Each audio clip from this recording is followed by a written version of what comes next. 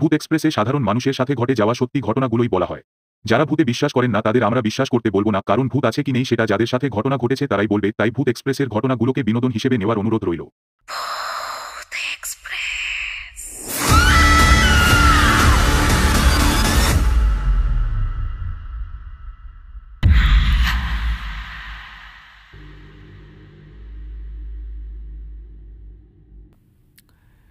Welcome back, সকলকে জানাচ্ছি স্বাগত আরও একটা নতুন এপিসোডে।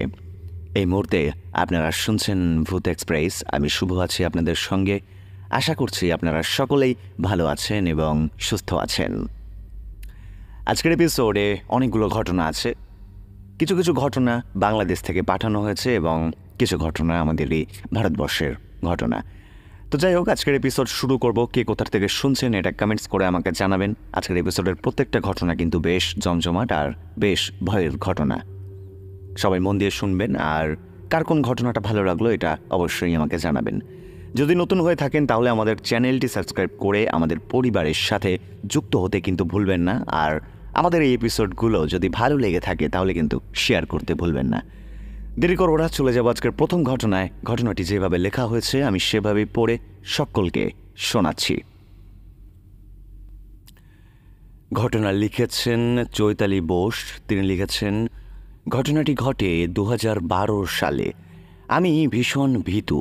একলা বাড়িতে থাকতে খুবই ভয় পাই।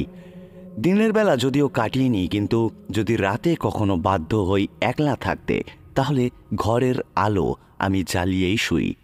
আগেই বলেছি ঘটনাটি ঘটেছিল 2012 সালে। মাসটা ছিল নভেম্বর। সময়টা এই জন্য মনে আছে কারণ এই ঘটনাটা আমি লিখে আমার জিমেলের ড্রাফটে সেভ করে রেখেছিলাম। নভেম্বরের রাতে অল্প অল্প গা শিরশিরানি ঠান্ডা। বাইরের বারান্দার জালির দরজাটা লাগানো রয়েছে। রাত কটা বাজে ঠিক জানি না। হঠাৎ করে ঘুমটা ভেঙে যায় আমার। মনে হচ্ছিল আমার খাটটা বেশ দুলছে। চোখ বন্ধ করেই আমি ভাবছিলাম বোধহয় ভূমিকম্প হচ্ছে। বেশ খানিকক্ষণ অনুভব করার পর ভাবলাম এতক্ষণ ধরে খাট দুলছে অথচ পা নড়ছে না, খালি পেটের কাছটা নড়ছে। সাথে একটা ফিসফিসানি শব্দও শুনতে পাচ্ছিলাম আমি। শব্দটা ছিল কে যেন ফিসফিস করে বলছিল, তোকে নিয়ে যাব তোকে। একটু সাহস করে চোখটা অল্প খুলে স্তম্ভিত হয়ে গেলাম। দেখলাম একটি ছোট্ট শিশুর ছায়া আমার আর আমার কর্তার মধ্যিখানে, মানে আমাদের বিছানা থেকে 3 হাত দূরে পায়ের কাছের জায়গাটায় লাফাচ্ছে আর বারবার ফিসফিস করে বলছে, তোকে নিয়ে যাব তোকে। আর চোখে দেখলাম আমার কর্তা দরজার দিকে পাশ ফিরে রীতিমতো নাক ডাকছে। ওকে জাগাবার আর সাহস পেলাম না। আমি ভয়ে চোখ বন্ধ করে রইলাম। ওপর থেকে নিচ অবধি পুরো শরীর যেন কেঁপে উঠল। কি করব ভাবছিলাম, ঠিক তখনই হঠাৎ মায়ের কথাটা মনে পড়ে গেল। এখানে বলে রাখি, কিছু বছর আগে আমার শাশুড়ি মা মারা গিয়েছিলেন। তখন ওনার অবয়ব আমরা বাড়িতে অনুভব করতাম। সে ঘটনা অন্য সময় না হয় বলবো। আমার শাশুড়ি মা বলেছিলেন যখনই এরকম ভয়ের কিছু মনে হবে তখন রাম নাম করতে। সেই সময় ভয়ে গলা থেকে শব্দ বের হচ্ছিল না। একটা গোঙানির মতন অনুভব করছিলাম আমি। তার মধ্যে শরীরের সমস্ত সাহস জোগাড় করে আমি রাম নাম জপ করতে লাগলাম চোখ বন্ধ করে। জানি না কতক্ষণ জপ করেছিলাম। হঠাৎ অনুভব করলাম খাট দোলা বন্ধ হয়ে গিয়েছে। সাহস করে চোখটা একটু খুললাম, দেখলাম কিছুই নেই। এরপর পুরো রাত আর ঘুমাতে পারিনি। অপেক্ষায় ছিলাম কখন সকাল হবে। ওটা কে ছিল আর কাকেই বা নিয়ে যাওয়ার কথা বলছিল এটা আজও অজানা। তবে কিছু কথা অজানা থাকাই ভালো। এই ছিল ঘটনা। চলে যাব দ্বিতীয় ঘটনায়। ঘটনা পাঠিয়েছেন দীপঙ্কর ভট্টাচার্য। তিনি লিখেছেন, দাদা, কয়েক বছর আগে আমার সাথে একটি অদ্ভুত ঘটনা ঘটেছিল, যার কোনো ব্যাখ্যা আমি আজও খুঁজে পাইনি। সে ঘটনাই আমি তোমার সাথে শেয়ার করছি। যদি ঘটনাটি ভালো লাগে তাহলে পড়ে তুমি শুনিও। কয়েক বছর আগে আমার একটা বন্ধুর খুব বাজেভাবে বাইক অ্যাক্সিডেন্ট হয়। একদিন রাত 10টা নাগাদ হঠাৎ করে আমার ফোনে একটা ফোন আসে। ফোনটা আমার বন্ধুটার মা আমায় করেছিলেন। তিনি আমায় তাড়াতাড়ি হসপিটালে আসতে বললেন। কিছু কারণের জন্য আমি হসপিটালের নাম এখানে বললাম না। তো তিনি আমায় শুধু বললেন যে যতটা তাড়াতাড়ি সম্ভব হসপিটালে পৌঁছাতে। আমিও আর দেরি না করে তাড়াতাড়ি পৌঁছে গেলাম হসপিটালে। সেখানে গিয়ে দেখলাম আমার বন্ধুটির মা বাবা তারা প্রচণ্ড কান্নাকাটি করছেন। তাদেরকে জিজ্ঞাসা করতে তারা আমায় বললেন তাদের ছেলের খুব বাজেভাবে অ্যাক্সিডেন্ট হয়েছে। যেই ডাক্তারটি আমার বন্ধুটির চিকিৎসা করছিলেন, আমি তাকে জিজ্ঞাসা করলাম যে ডাক্তারবাবু, ভয়ের কোনো ব্যাপার নেই তো? তখন সেই ডাক্তারটি আমায় বললেন যে না না, ভয়ের কোনো ব্যাপার নেই, সব কিছুই ঠিক হয়ে যাবে। অ্যাক্সিডেন্টের সময় আমার ওই বন্ধুটির মাথায় ভীষণ বাজেভাবে একটা চোট লেগেছিল। সেদিন সারা রাত আমি হসপিটালেই ছিলাম। রাত 2টো কি 3টে নাগাদ আমি হসপিটালের বাইরে বের হই সিগারেট খাওয়ার জন্য। আমি হাতে সিগারেট নিয়ে হাঁটতে হাঁটতে হসপিটালের পেছনের দিকটাতে চলে গিয়েছিলাম। সেই সময় হসপিটালের বাইরেও মোটামুটি ভালোই লোকজন ছিল, কিন্তু অত রাতে হসপিটালের পেছনের দিকে আমি কাউকে দেখতে পাবো এটা কখনো আশা করিনি। তো যাই হোক, আমি যখন হসপিটালের পেছনের দিকে গেলাম তখন আমি দেখলাম একটা মধ্যবয়স্ক লোক সেখানে দাঁড়িয়ে আছেন। সেই লোকটাকে আমি জিজ্ঞাসা করলাম যে আপনার কি কেউ ভর্তি আছে হসপিটালে? তখন সেই লোকটা আমায় বললেন যে না না, আমি এই হসপিটালেই থাকি। আমি ওনার কথা শুনে ভাবলাম তিনি হয়তো এই হসপিটালেই কাজবাজ করেন বা এই হসপিটালেরই কোনো স্টাফ। তিনিও আমাকে জিজ্ঞাসা করলেন যে আমি এই হসপিটালে কি করছি। তখন আমি তাকে বললাম যে আমার একটা বন্ধুর অ্যাক্সিডেন্ট হয়েছে, তাই আমি এখানে এসেছি। তখন সেই লোকটা আমাকে বললেন যে তোমার বন্ধু বাঁচবে না, তুমি অযথা এখানে সময় নষ্ট করো না, তুমি তোমার বন্ধুর কাছে গিয়ে থাকো কিছুক্ষণ। এই কথাটা শুনে আমি প্রচণ্ড রেগে গিয়ে তাকে বললাম যে দূর মশাই, কী সব বলছেন আজে বাজে আপনি? আপনার মনে হয় মাথা খারাপ আছে, আপনি জানতো এখান থেকে। এই বলে আমি সেখান থেকে চলে যাই। আমি আর সেখানে দাঁড়াইনি। কয়েক ঘন্টা পরে খবর আসলো আমার বন্ধুটি মারা গিয়েছে। এই কথাটা শুনে আমার হাত পা সব বরফের মতো ঠান্ডা হয়ে গিয়েছিল দাদা। বন্ধুটির যখন অ্যাক্সিডেন্ট হয়েছিল তখন তার মাথায় খুব বাজেভাবে চোট লেগেছিল। প্রথম দিকে ডাক্তার বলেছিল সে হয়তো বেঁচে যাবে, বাঁচার চান্সটাই তার বেশি। কিন্তু হঠাৎ করে খবর আসে সে মারা গিয়েছে। বন্ধুটির মারা যাওয়ার আগে ওই লোকটি আমায় বলেছিল তোমার বন্ধু আর বাঁচবে না। জানি না ওই লোকটি কে ছিল। এই ঘটনাটা ঘটেছে আজ থেকে 8-9 বছর আগে, কিন্তু এই ঘটনার আমি কোনো ব্যাখ্যা আজও খুঁজে পাইনি। দাদা, এই ছিল ঘটনা। এই ছিল দ্বিতীয় ঘটনা। চলে যাব নেক্সট ঘটনায়। ঘটনাটি যেভাবে লেখা হয়েছে আমি সেভাবেই পড়ে সকলকে শোনাচ্ছি। দাদা, আমি বাংলাদেশের কুষ্টিয়া জেলার খাজানগর নামক একটি গ্রাম থেকে লিখছি। আমি আজকে শেয়ার করছি আমার জানা একটি সত্য ভৌতিক ঘটনা। ঘটনাটি আমার ভাগনার সাথে ঘটেছিল। আমার ভাগনার নাম রাহুল। তার বয়স এখন 14 বছর। আমার দুলাভাইয়ের একটা মুদি দোকান আছে বাজারের ওপরে। একদিন রাত 9টা নাগাদ আমার ভাগনা তার বাড়িতে ফিরছিল। যেহেতু গ্রামের পরিবেশ তাই চারিদিকটা তখন পুরো ফাঁকা ছিল, তার ওপর আবার বর্ষাকাল চলছিল। আমার ভাগনা যেই পথ দিয়ে বাড়িতে আসছিল সেই পথে বেশ বড় এবং বেশ পুরনো একটি কবরস্থান পড়ে। তো সে তার মতো সাইকেল চালিয়ে তার বাড়িতে ফিরছিল। কিছুটা পথ আসার পর আমার ভাগনা খেয়াল করল কবরস্থানের পাশে একটি তাল গাছের নিচে কে যেন দাঁড়িয়ে আছে এবং খুব অদ্ভুতভাবে সেই ব্যক্তিটি কান্না করছে। আমার ভাগনা তখন তার সাইকেলটা থামায় এবং সেই কবরস্থানের সামনে যায়।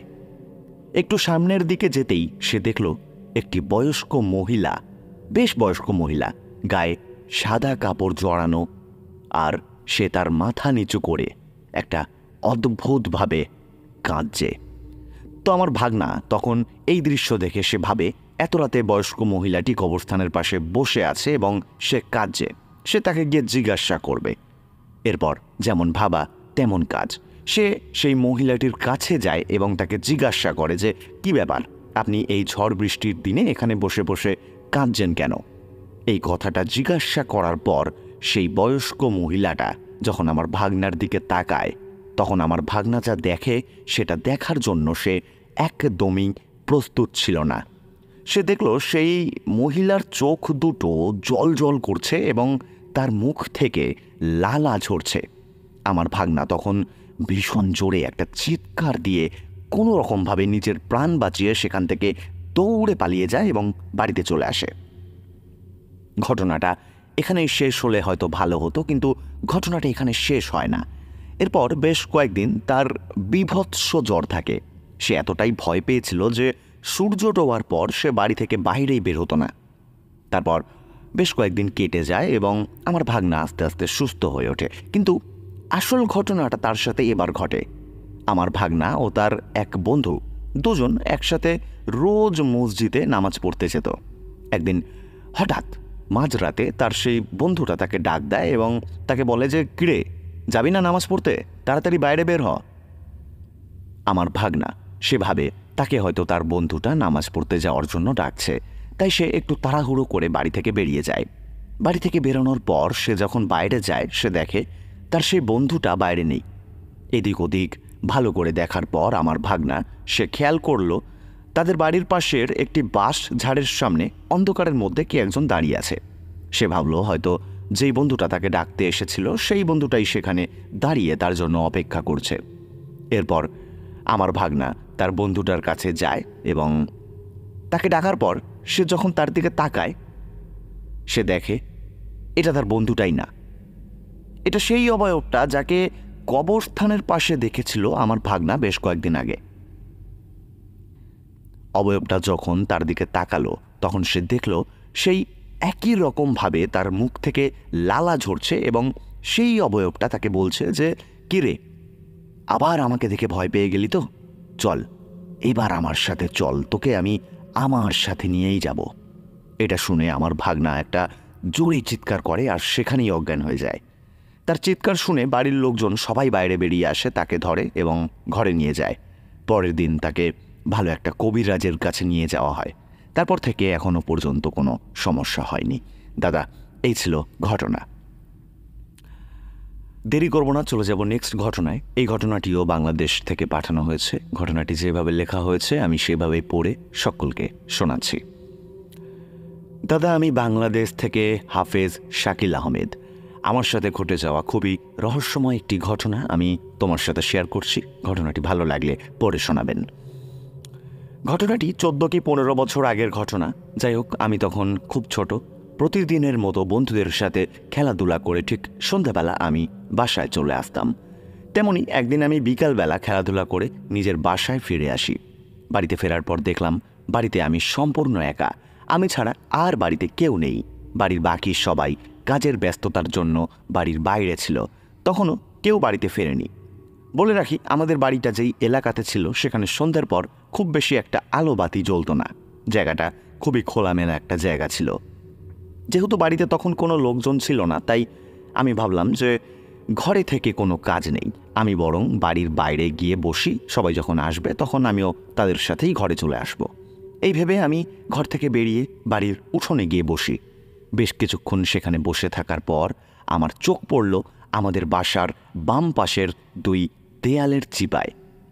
আমি দেখলাম হঠাৎ কেন জানি না আমার মনে হলো সেখানে কেউ একজন দাঁড়িয়ে আছে।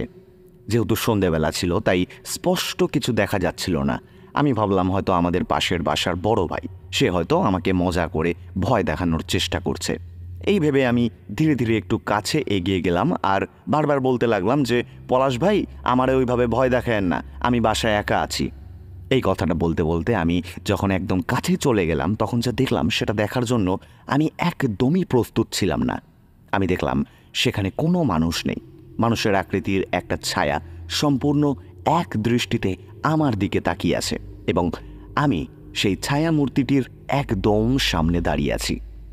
সাধারণ মানুষের মতো চোখ কান মুখ কিছুই নেই, শুধু একটি মানুষের আকৃতির কালো ছায়া একদম আমার সামনে দাঁড়িয়ে রয়েছে। এটা দেখার পর আমি আর ঠিক থাকতে পারলাম না। আমি এক দৌড় দিয়ে বাসার বাইরের রাস্তায় চলে গেলাম। রাস্তায় গিয়ে দেখলাম কিছু মানুষ চলাফেরা করছে, তাদের সাথে আমিও ঘণ্টাখানেক রাস্তায় সময় কাটালাম। তারপর রাত 9টা কি 10টার দিকে বাসার মানুষ আমাকে খুঁজে বাসায় নিয়ে যায়। ঘটনাটি আমি বাসার কাউকে জানাইনি, তাদের থেকে গোপন রেখেছিলাম। এরপর থেকে এমন ঘটনার কখনো আমার চোখে পড়েনি, কিন্তু মাঝে মাঝে রাত 2:30-3টের দিকে বাসার পেছন থেকে কারোর কান্নার আওয়াজ আসত। সেটা একমাত্র আমার মেজো ভাই শুনতে পেত। সেই আওয়াজ শুনে মাঝে মাঝেই গভীর রাতে তার ঘুম ভেঙে যেত। এখন আর কোনো কিছুই শোনা বা দেখা যায় না। এই ছিল ঘটনা। ঘটনাটি ভালো লাগলে ভাইয়া পড়ে শোনাবেন। চলে যাব আজকের শেষ ঘটনায়। ঘটনাটি যেভাবে লেখা হয়েছে আমি সেভাবেই পড়ছি। ভাইয়া, আমি অর্ণিমা রাশিদ ঋতু, বাংলাদেশের নোয়াখালী থেকে ঘটনা লিখে পাঠাচ্ছি। ঘটনাটি আমার ভাবির সাথে ঘটে যাওয়া একটি সত্য ভৌতিক ঘটনা। যদি আপনার কণ্ঠে ঘটনাটি শুনতে পাই তাহলে অনেক খুশি হব। ঘটনাটি 2001 সালে ঘটেছিল। তখন আমার ভাবির বয়স মাত্র 6 বছর। আমার ভাবির যখন 6 বছর বয়স তখন তার মা মারা যায়। আমার ভাবির 2 বোন ও 1 ভাই। আমার ভাবির মা মারা যাওয়ার পর তার বড় বোন একটা স্বপ্ন দেখে। সে স্বপ্নে দেখে তার মা তাকে নিতে এসেছে। এই স্বপ্নটা ভাবির বড় বোন প্রায় দিনই দেখতে পেত। একদিন রাত 3টে নাগাদ আমার ভাবি তখন ঘুমাচ্ছিল। সে শুনতে পেল বাড়ির বাইরে থেকে তার মা তাকে ডাকছে। যেহেতু সে খুব ছোট ছিল তাই সে কোনো কিছু না বুঝেই বাড়ির বাইরে বেরিয়ে যায়, আর সে দেখে তাদের বাড়ির বাইরে যেই শিমুল গাছটি রয়েছে সেখানে তার মা দাঁড়িয়ে আছে। এটা দেখে সে প্রচণ্ড ভয় পেয়ে যায় আর একটা জোরে চিৎকার করে ওঠে। তারপর তার পরিবারের সবাই বের হয়ে দেখে সে অনেক কান্নাকাটি করছে। পরিবারের সবাই তাকে জিজ্ঞাসা করে যে কি হয়েছে, এরকম কাঁদছিস কেন? আমার ভাবি তখন তাদেরকে বলে যে তার মা সাদা শাড়ি পরে দাঁড়িয়েছিল আর তাকে ডাকছিল। এরপর ভাবিকে একটি হুজুরের কাছে নিয়ে যাওয়া হয়। হুজুরটি ভাবিকে সূরা পড়িয়ে দেন। তারপর ভাবির সাথে আর কোনো কিছু ঘটেনি। কিন্তু ঘটনাটা এখানেই শেষ নয়। এরপর তার কাকা একদিন রাতে শুনতে পায় বাড়ির উঠান থেকে একটা গোঙানির শব্দ আসছে। কাকা একা একা বাড়ির বাইরে না গিয়ে বাড়ির সবাইকে ডেকে সেই গোঙানির শব্দটা শোনায়। এরপর সকাল সকাল তারা আবারও সেই হুজুরের কাছে যায়। হুজুরটি তখন বলেন যে অনেক ছোট ছোট ছেলে মেয়েদেরকে ফেলে রেখে চলে যাওয়ার এই শোক সামলাতে না পেরে তাদের মা ফিরে এসেছে তাদেরকে নিয়ে যাওয়ার জন্য। এরপর হুজুরটি অনেক কিছু করে এবং সব কিছু করে এই সব বন্ধ করে। এরপর আর কোনো কিছুই তাদের সাথে ঘটেনি। এই ছিল দাদা ঘটনা। এই ছিল আজকের এপিসোডের কিছু ঘটনা। আজকের এপিসোড ভালো লাগলে আমাকে কমেন্টস করে জানাবেন, আর যারা নতুন শুনছেন তারা চ্যানেলটি সাবস্ক্রাইব করে আমাদের পরিবারের সাথে যুক্ত হয়ে যাবেন। ঘটনা পাঠাতে ভুলবেন না, আরও বেশি করে ঘটনা পাঠাতে হবে। আর সবাই ভালো থাকবেন। আজকের মতো শুভরাত্রি।